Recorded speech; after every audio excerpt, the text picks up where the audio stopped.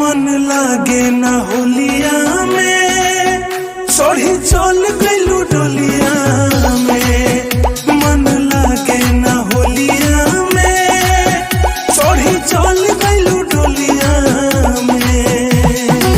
छोड़ के गइलू कहब न कइलू लागत फगुआ फीका हो। दिल तोड़े के एह होली में ई कवन ह तरीका हो। हाँ छोड़ के गइलू कहब न कइलू लागत फगुआ